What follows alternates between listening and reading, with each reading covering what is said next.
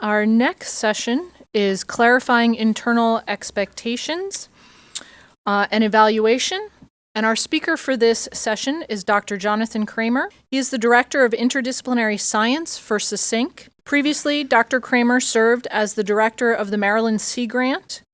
He has worked to apply new approaches to link science to policy development and decision-making in the environmental arena. Of particular interest is the use of facilitation, synthesis, and consensus building to help address critical issues in the coastal arena, as well as the development of effective science outreach mechanisms. You know, I think it's probably fitting in a number of ways that talking about evaluation comes at the end of this particular workshop. You know, in a lot of ways, evaluation is looked at something we must do, though it's oftentimes onerous and particularly stressful. My hope today is that we can talk about that in evaluation in a slightly different way. I'm also very aware that everyone in this room has probably a very rich history with assessment and evaluation, and the field itself is complex and diverse, and I won't do it justice in the amount of time I have today. There's not a magic recipe for telling you how to do evaluation for standing up a new network of networks. And so I'm not going to be able to give you that. What I will try to do today is give a broad overview of the field of evaluation with some hints as things that might be useful. And I hope that we can use that as a stepping off point for a conversation amongst us all after I get done about your ideas about what might be useful, your experiences in evaluation that might be relevant as you stand up these new networks of networks. If there's one theme that runs through this in a variety of ways is, for me at least, and my own experience with evaluation, is that evaluation is a research endeavor in its own right. And understanding why you evaluate is as important as understanding the measures you take, the things you look at, which we tend to jump to. We're going to measure this without really thinking in a lot of ways of why we're measuring and why it's so important to measure. So just to start, my plan is to talk a little bit about some essential resources, touch on organizational structure and capacity, a little bit about aligning expectations, to talk about program theory, utilization-focused evaluation, and then this notion of a culture of evaluation inside any network or any kind of organizational endeavor. If I can do anything at all to start, it would be to point you to some essential resources. And if you haven't seen these, it's worth picking them up. Both of these books are really particularly readable and interesting and bring a perspective on evaluation and program design. And I'll try to use those terms somewhat interdependently because that's the way I see it. And I suspect those of you who have done a lot of evaluation think about design and evaluation and working hand in hand. But they're both classics in the field. The first is Purposeful Program Theory, Effective Use of Theories of Change and Logic Models by Sue Funnell and Patricia Rogers. And the second is Essentials of Utilization-Focused Evaluation by Michael Quinn Patton. As I said, they sound like these are really going to be dry and awful books. They're not. And I'll refer to these numerous times over the course of the next 20 minutes or so. And I would really, if you haven't picked them up, they're certainly worth the investment. We've heard a lot over the last day and a half about the aspects of organizational structure and the notion of what capacities will be needed to build networks of networks. And each of the networks that will be built will be unique in their own right, and there'll be opportunities and challenges that you will have to achieve or face over the course of the years of your funding. And at the key to all this is, what's your vision for this? What is the vision that you hope to achieve, and over and across what scales? But what goes beyond that, and I think I'm echoing much of what you've said, is the organizations you build and the actions you take are going to be essential to getting there. That sounds almost naive, but it really is. It's all about the organizations, and it's all about the intentional actions that you want to take. So thinking deeply about how you match organizational structure and implementation activities to your intended outcomes and impacts is key. And as we heard numerous times over the last day and a half, can you see and articulate how your new network capacities will enable you to achieve those outcomes? it's worth at the start to go back to the very beginning of this, the impetus of this, which is what Claire talked about and what NSF is putting on the table right now. NSF has clear expectations for what they believe that networks of networks should achieve. Progress in scientific discovery, international engagement, leverage resources, development of professional skills, and touching on those big 10 ideas. Those are all really worthy and important goals, the kind of goals that demand a national investment. But the other part of expectations is to understand what will be catalytic to your networks. It's not just the ideas, it's not just the vision, it's what resources you're going to have. And so to think very carefully at the front end about $750,000 over 3 years for catalytic and about $2 million over 5 years. Sounds like big money. It may not be huge money. I see Claire shaking her head there.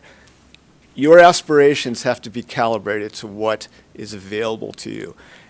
There may be leveraged funds, there may be other kinds of things you could do, but in any sense of as you stand up an organization and ultimately design it, and ultimately afterwards evaluate it, this becomes key. And so understanding that, these guidelines is really the first step in that. So how programs are designed has been the subject of research and a variety of practice over many, many years. And much of this is bundled under the general heading of program theory.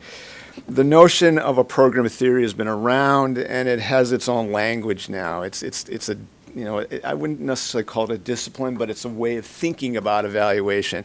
If any of you really have not looked into things like the American Evaluation Association and others, this is a big community of professionals out there who think about this, do research in this arena. The two textbooks are sort of done by people who are considered sort of iconic figures in there. The terms Funnell and Rogers use, and these are the ones that are really key, and I want to talk a little bit about this now. This notion of a program theory is an explicit theory of how an intervention is understood to contribute to its intended or observed outcomes. So how an intervention is understood. That term intervention is interesting, and in this case an intervention is standing up a network of networks. A lot of this work comes from studying NGOs, studying social change organizations, not necessarily knowledge-producing organizations or capacity building in the same way that you're thinking, though the stretch actually in my mind isn't that far. Whether you're looking at healthcare, whether you're looking at social change, some of what you're going to do is really all about social change and different ways of doing business. So there's an overarching program theory. Then there's a theory of change, which we've heard someone talk about that yesterday. That term came up. The theory of change is the central process or drivers by which change occurs about for individuals, groups, or communities. What is it that you intend to change by building this network and network? And then there's a theory of action, the ways in which programs or other activities are constructed to activate a theory of change. So think about that. So there's what you want to achieve, a theory of change. And change, in my mind, is actually really important. We tend not to think about change. We think about looking at things we can count. But in effect, NSF is asking us to do not just things that you can count, but to change pieces.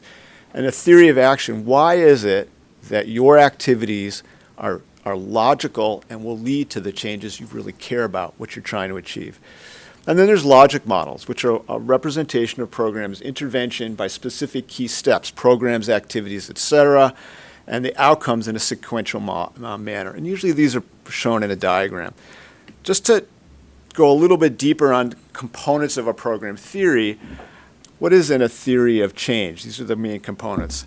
It's a situation analysis, identification of problems, causes, opportunities, really thinking about causality, focusing and scoping, setting up boundaries of the program and linking to partners. That notion of boundaries is absolutely essential, not just because of what you have for resources, but because of the scale of problems that you want to be able to actually effectively tackle.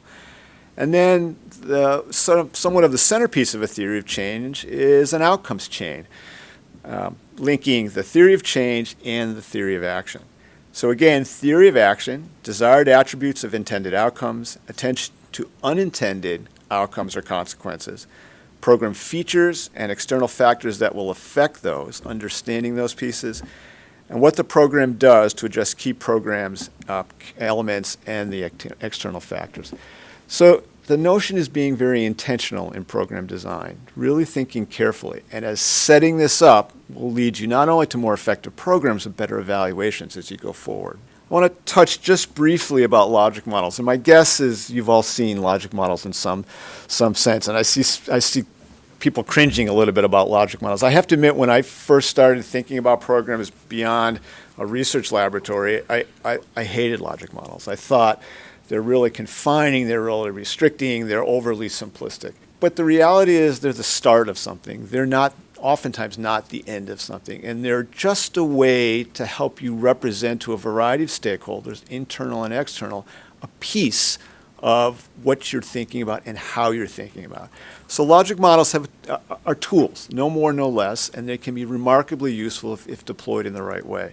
They can be really simple, from an intervention to short-term and long-term outcomes, or they can be a little bit more complex and are oftentimes called pipeline models, where there's some sense of linking from inputs to activities to outputs and ultimately long-term impacts. And again, the level of complexity can be calibrated in a variety of ways, but they're simply a tool in a toolbox that will be used for thinking about program design and evaluation. So this is a little more complex logic model. There's activities at several different levels, at a high level all the way down to, in this case, this is called a client level, an individual or an individual program, a set of nested outcomes that ultimately lead to long-term outcomes. What's different about a logic model versus a program theory or a theory of action is it doesn't actually explicate intent and the logic behind it. It's just a sequential list. So they don't generally show how a program understands causality, and that's really important. This notion of causality is really key.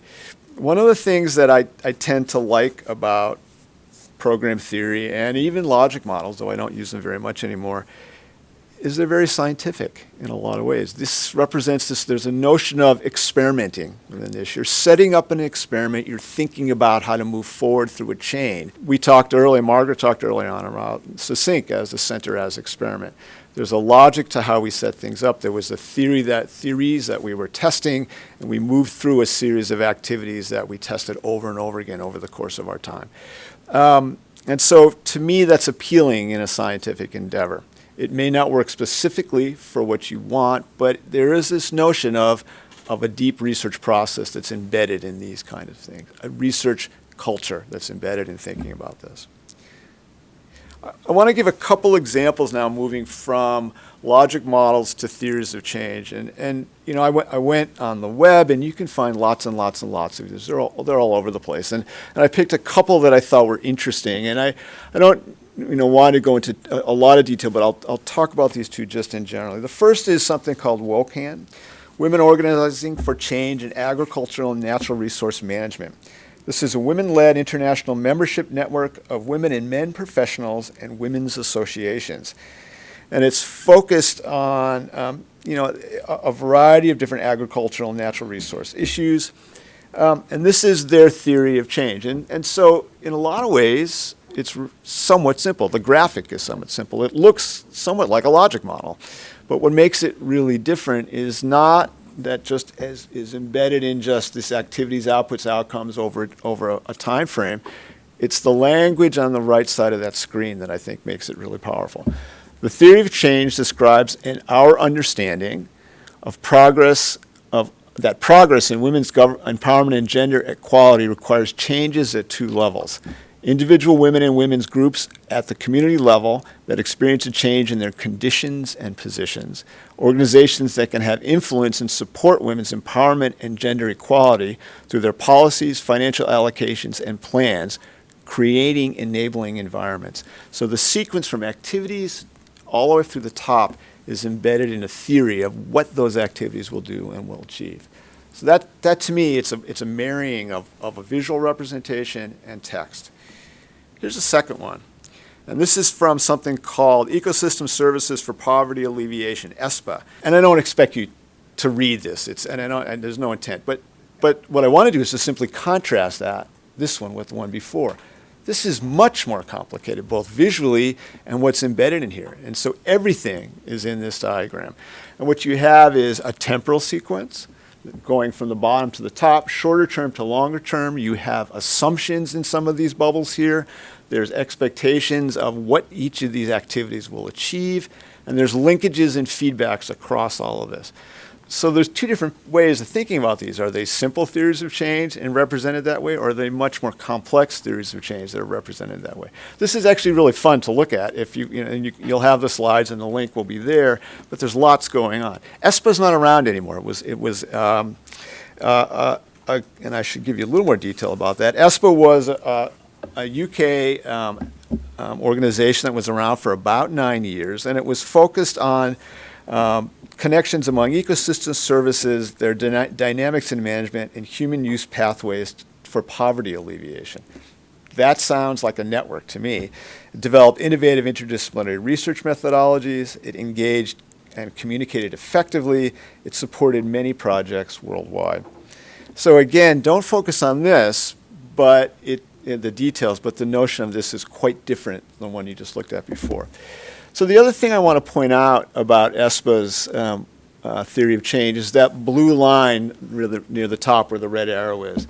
And what they characterize that as the boundary of ESPA's influence, which I think is really interesting in that they looked across time from early stage activities and short-term outcomes and impacts to longer term, they recognized that they weren't going to be around forever. They recognized there was a point, even if they aspired to make change, that they probably wouldn't be able to claim credit for that change. So they knew and they planned that these activities would be set in motion, and they would probably not be able to say, we actually did this, but we knew that we had this boundary of beyond which we couldn't be accountable. In our own center here, in our own theory of change, we have what our evaluator calls a horizon of accountability. There's things we really care about doing. There's things we really hope we will inspire change around, but we know we won't be around long enough to actually see those changes and necessarily claim credit. That's that boundary piece again, and that's why these kinds of activities are so important, not just to program design, but ultimately to how you evaluate. So what are the uses of program change, theory of change, and theory of action? Certainly, planning is really key. Situation analysis, strategic activity development, strategic planning, development of specific kinds of interventions and the strategy beneath them, and ultimately as a management tool for helping everyone develop a shared vision who's associated with a project, understanding how individual contributions are integrated, communicating with stakeholders inside and outside of a program, and finally, for developing monitoring and evaluation strategies and metrics. Turn from program theory now to what Michael Quinn Patton will call useful or utilization-focused evaluation. And I think it's really key to think about some principles for that. When you begin to do evaluation, if it's going to be useful, there's a variety of things that you really should think about. And I'm going to just go through these because I think they're really useful. This is from Quinn Patton's book. Identify outcomes that matter to those that do the work. Distinguish between outcomes and activities, not the same thing. Be specific. More specific the outcomes are much more powerful than less specific outcomes. And each goal that you develop should only have one outcome. Outcome statements should be understandable. Formal goal statements should focus on the most important program outcomes. State outcomes separately from how they are to be attained. Separate goals from indicators and performance targets. This is really something that's really interesting. We tend to talk about goals and the indicators, but the reality is goals are very different than the indicators, the ways you measure them. And I always thought this was a great one because we tend to do this all the time. Don't copy goals from other programs. It really it focuses on this notion that how unique what you develop will be, how important it is that you really think deeply about what you want to. And use outcome statements to stay focused on achieving results. So all this sort of cues up this notion of different forms of evaluation. And I want to talk a little bit about this. And the list here: summative, accountability, monitoring, formative development, and knowledge generating. I'll talk a little bit about each of these. But the reality is we tend to focus a lot on the ones above the blue bar there for a whole variety of reasons. This notion of, and then the ones on the other side, which for many of us, when I first started really thinking about evaluation, these were new words to me. I didn't understand, never mind the processes underneath the hood on something like formative or developmental evaluation. But I want to make the case that whether you think about them in sequence or you deploy them in different ways, that across this spectrum, these are all really important to thinking about evaluation. So just a little bit of detail. Summative evaluation is something we've all heard a lot about and probably all experienced in a variety of ways. As a program reaches completion, as you reach a certain milestone, what's the overall things that have been accomplished? And it helps you answer questions like, what's the merit of the program overall? Have stated goals and intended outcomes been achieved? And how does the program compare to peers or a reference group? These are all really important things and tend to be important to a variety of different stakeholders. Accountability is very real in a variety of ways. We tend to think about this in a resource or financial context. Is the money being spent well? Are we honoring our fiduciary responsibility? But it also tends to focus on who is accountable to whom and for what. Are there rules and regulations beyond fiduciary rules and regulations that must be adhered to, and for all the right reasons, compliance? And it can get you into a cost-benefit analysis. And then there's monitoring, sort of more real-time, in-stream monitoring. To what extent are outcomes being attained? Is there routine monitoring of key activities? And is information actually being analyzed? Are you collecting information? Are you doing anything with it in relevant time frames? But moving beyond this, formative evaluation, particularly these three, formative, developmental, and even knowledge generating, are really relevant in complex systems where there's a high level of uncertainty around the surrounding environment where a program exists, and as a particular program is stood up and develops in those complex situations. So formative evaluation, how can the program be improved and over what time frame? And beyond formative is developmental evaluation. Is organizational development and rapid response a key part of the program? Is this really how the program should be stood up? Are you really focused on a program that has to evolve? Is the program situated in a highly dynamic and complex system? Those are really interesting things that I think perhaps are very useful in the early stages of a project and may be part of the project culture beyond just the early days. Formative and development were absolutely key for us when we started from scratch here at SESYNC. And finally, there's a very research element in assessment and evaluation that could be all about knowledge generation. What have you learned, and what will it tell others who want to go down this road in the future? I want to just touch on this briefly because I think it's really important. Across all of these different, the spectrum of evaluation, there are intended users, and I won't go through all these, but there are also different stakes in these evaluations. Summative evaluation is often considered the very highest stake.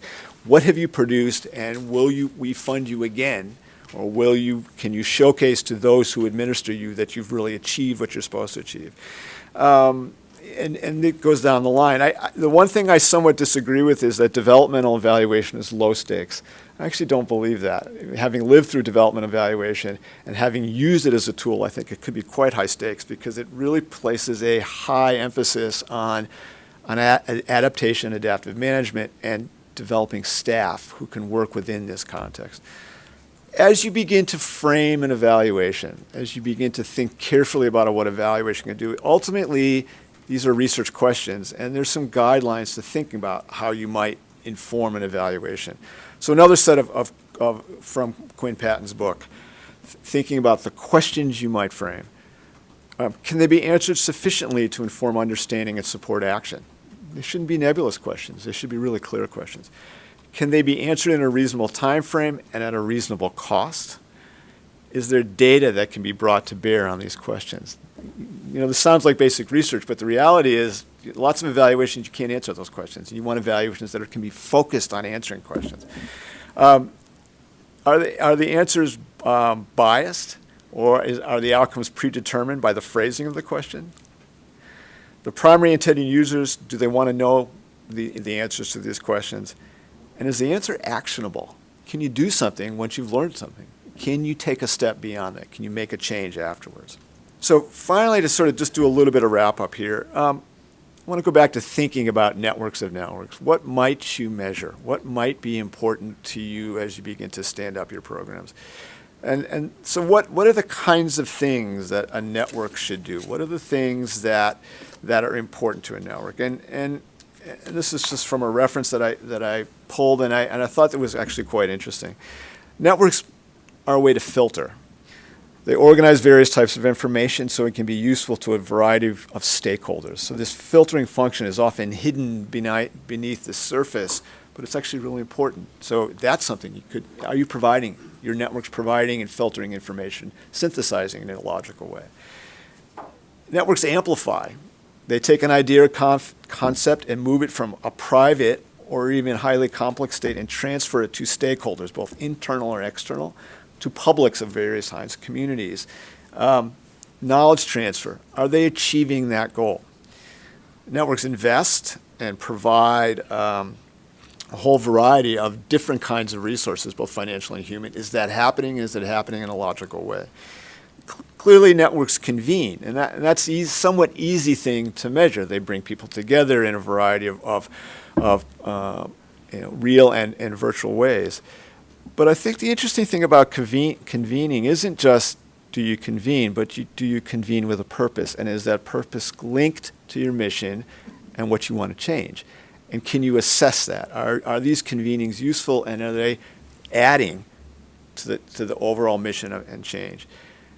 Certainly building communities. What are the nature of those communities? Are they durable? Are they interactive? What kinds of things come from there? And then finally, networks facilitate in a whole variety of ways. Physically facilitating interactions, interpersonal facilitation, all these pieces are part. And I think mechanistically, are you seeing the role of facilitation in networks as being things that are valuable, adding value to those who are part of the network? So understanding the impact of these kind of operational functions can be an important area for you to look at and develop questions around for evaluation. There's some other things to think about and possible foci for evaluating networks. I like the term vibrancy, and I think that's a really interesting concept for a network. And vibrancy has a lot of different pieces to it. Is there a clear structure and governance in your network? Is it transparent? Does it work? Is there ownership of the members of the network? Are they engaged and staying engaged? There's ways to measure that. Are there a diversity of interactions? Are there ways that you can look at and see who's interacting and how? Are they coming from different disciplines? These are international networks. Are they stretching beyond? Are the interactions really localized, or are they truly international? Are you developing activities and ways of thinking and convening that show interdependence, people actively seeking to collaborate in new ways? And is there an alignment around what's being produced, alignment around the kinds of activities and the kinds of scientific knowledge that's being developed? Cohesion is also part of alignment. And then finally, because I think a lot about this here, is there adaptation and evolution? Over time, as the networks that you've catalyzed, are they changing? Are they developing in new ways? Are they growing? And there's lots of different ways, formal and informal, to assess that. Another set of evaluation foci, connectivity.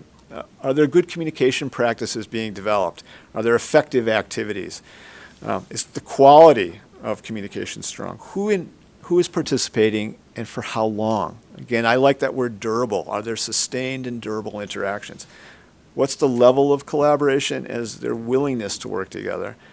And is there coordination? Is there a link between the governance and your organizational structure, the strategies, and then ultimately network connections? So much of this doesn't sound like counting things. So much of this sounds like pure social science research. And I would argue that's what it is. And I'd argue as you think about the complexity of your networks, to have someone who can help you think along these dimensions and measure along these dimensions.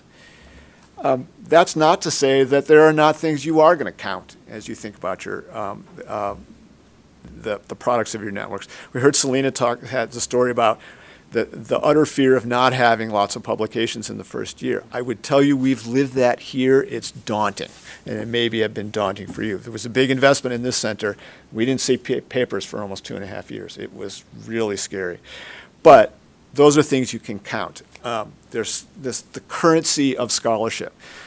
The papers produced, the talks given, the bibliometrics around those. What is the nature of those? Are they the same or are they different? Are those who are producing those papers changing what they produce for the collaborations that you've inspired? Are there media hits? Those are often things. But there are other pieces that you can count too. We heard a little bit about career development.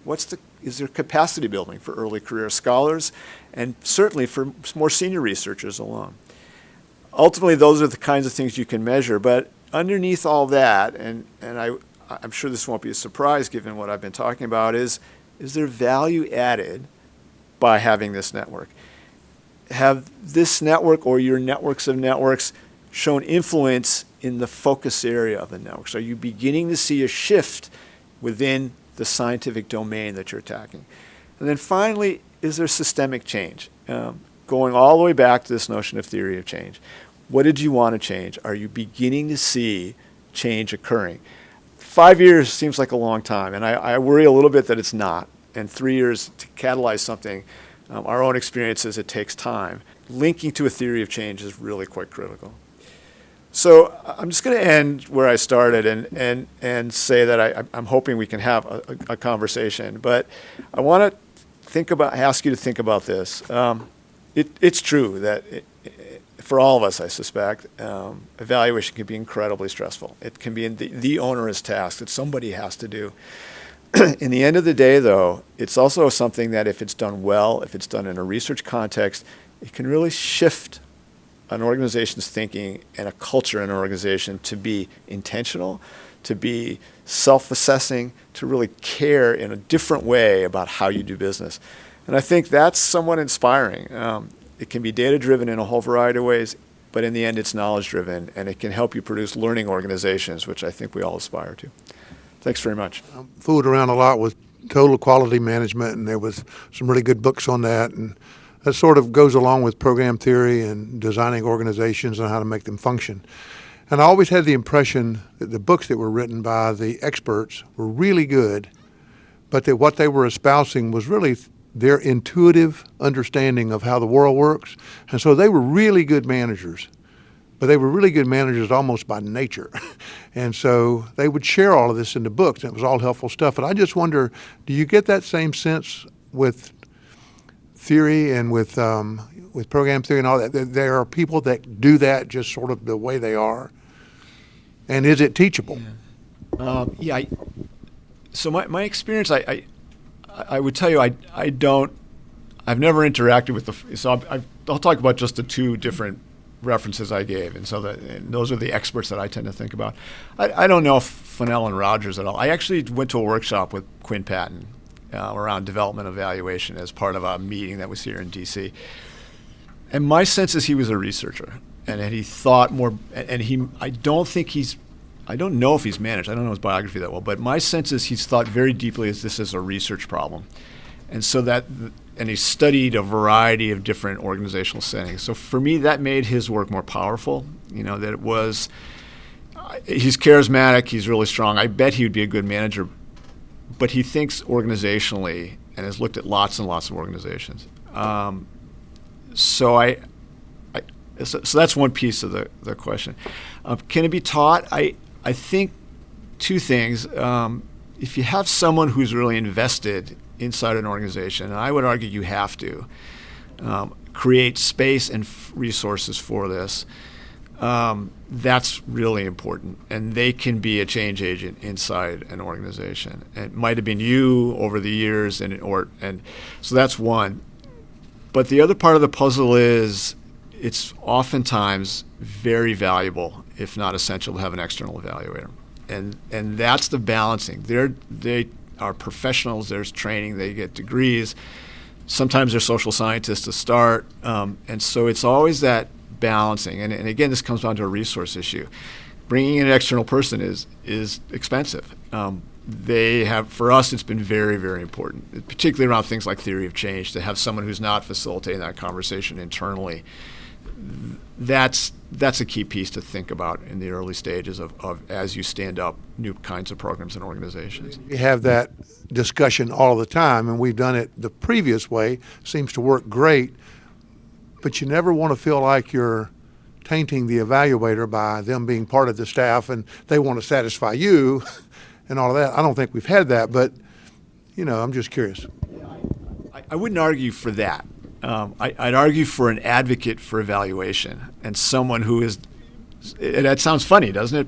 But there's someone who is really thinking deeply about evaluation, and if you can, then have an external evaluator, because then having an internal liaison, someone who is a champion for evaluation internally, not doing the evaluation, but helping to think through the evaluation. And of course, our experience is our evaluation wasn't.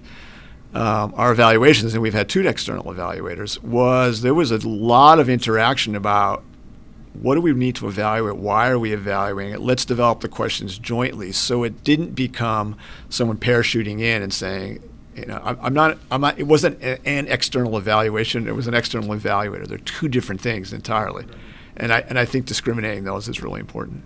I asked this question because I didn't see a disclaimer, do not try this at home. Sometimes when writing a proposal, considering a project, one has to think, do I try this myself with, frankly, the little we know, because we're not, experts on this, or I don't think most of us are. Do I bring in an external evaluator? And the cost of that, sometimes is, how it works. So do you have some wisdom to share in that regard? Is there really that disclaimer and it was just like small print, or would you say, you can do it? It will be difficult, it will take time and effort, but you can do it on your own, or no, do not do it at all? Yeah, it's a great question. So the disclaimer's not there because I think, and I'm sorry if I didn't make this clearer, I think you have to step back and say, what are we evaluating for whom? And so evaluation could be as elaborate as the kind we go through here and others do. We have resources, we're big, we have lots of things going on. And we have stakeholders who want to know, many of internal stakeholders, because we want to learn. But for smaller organizations, if you're calibrating what you want to do to the level of evaluation is really key. So so I think my answer is yes, you can do this. If you start with, what do we need to know to make us more effective? What do we need to know that will help us reach the change we want to achieve? Could that be a very elaborate, externally driven evaluation? Absolutely. Could that be internal and adopting practices that help you collect the right kinds of information? Yeah. So I think it's that front-end calibration that's really essential. Not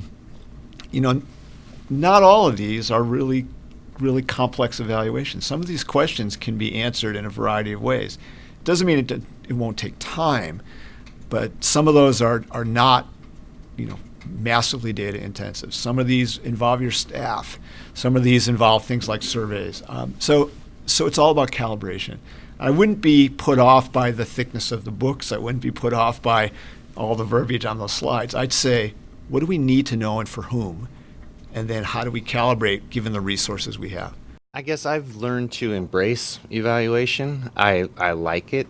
It's one of those things where you dread having to do it, but when you go through the process, oftentimes you're rewarded by, wow, we did some cool stuff, and we satisfied the funding agency at the same time.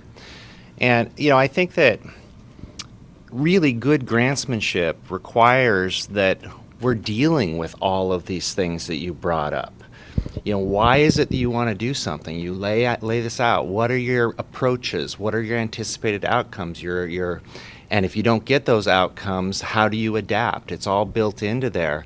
And then even within the evaluation framework, especially at NSF, you do your annual report, you go through and you look at this and, what was the impact to broadening participation or to workforce development or to your field. And I think if you look at what you have to report as you're writing the proposal, that can really guide you in your proposal writing. So if you are paying attention to what your deliverables are to the scientific community as well as to the funding agency when you write your proposal, this is all built in. And it makes the evaluation then quite easy. And you go back to your proposal, what was it that we really said we were going to do, and are we doing that? And you can do that in your monthly PI meetings or your once a year at some gathering or whatever. But I agree with you that it isn't really all that complicated. We just have to play heads-up ball in this. I think a lot of that's true. I agree with you. And I think because of the nature of the funding and what NSF asks for, you have to do that. I think that's absolutely true. But I also think that where it gets tricky is when the situations are complicated. And in a lot of ways, I think networks have the potential to become more complex. And that notion of adaptation is really pushes you in a slightly different way. Are we, could the goals? So one of the questions is, when you write a proposal, you think we're going to achieve these goals, and it may turn out you can't for a whole variety of reasons. There's externalities, there's forces that have pushed you away from that original intent. Some of that's storytelling, and some of that's interacting with the program officer, but some of it is a learning process, and how you can build in understanding your effectiveness in a situation that might change is, to me, speaks to a little more complexity in that. But I agree with you 100%. I mean, it's the nature of the funding. You have to honor that funding. You have responsibility. You're held in trust for the monies you receive from the federal government, and you should honor that. I believe that. I have a little bit of a question that's sort of a follow-on. When I look at the goals of the networks to networks, the first one is accelerating scientific discovery. And my concern is one that I feel that we've fallen into in our RCN, that the first thing we always want to report is how many papers can we draw a straight line from our RCN to. And I'm worried that with AccelNet, it's going to be more difficult to draw those straight lines. And these other goals, which, international engagement, leveraging resources, developing professional skills, and so on, they are harder to measure. And I'm wondering if at the end of the day there's some intimidation factor there, because publications are easy, and I have collaborators who run a different RCN, and what they've said to me repeatedly is, oh, NSF loves us because we have, so many publications from our RCN. And how can AccelNet, is there a way that AccelNet can help change the culture a little bit so we don't all just say our value is going to be in how many pubs we can draw a straight line to from this activity? Claire, I want to make sure I give you the floor. Can I just talk a little bit about acceleration first? And so that word has been in our dictionary here, and in some ways it's a real motivating factor. In some ways it's an incredibly high hill to climb. What exactly does accelerate mean? And I think and then there's this other piece of the things you count. As I said, we had very few papers when we first started. We have lots and lots and lots of publications that have come out of here, and they come every day. And then, so you get over that hump. And I'm very proud of those, and I think NSF is very happy about what we produce numerically and where they fit in the different scope of journals. I would tell you that's, and I want to be careful how I frame this. I think that's sufficient. It's necessary, but not sufficient. What we're actually trying to figure out now is if those papers are different. What is it about them that represents something that showcases change in how research was done for having interacted with SESYNC? And that's a whole different research endeavor. It's sort of bibliometrics. I've got this fantastic bibliometrics and network person who's helping me puzzle through that. It's high-end analysis. It's co-citations, all those things. And that takes you beyond the counting to the qualitative piece. So I agree that it's really hard to know beyond counting what you should look at. And that's propelled us to think very carefully about how you measure and how you interact. So most of our evaluation is really not focused on things you can count. It's direct interviews with people. And most of what our evaluator does is case studies and interviews that talks about what's changed, where are you positioned now versus where you were before you interacted. And it's very hard and tricky to see change. It really is.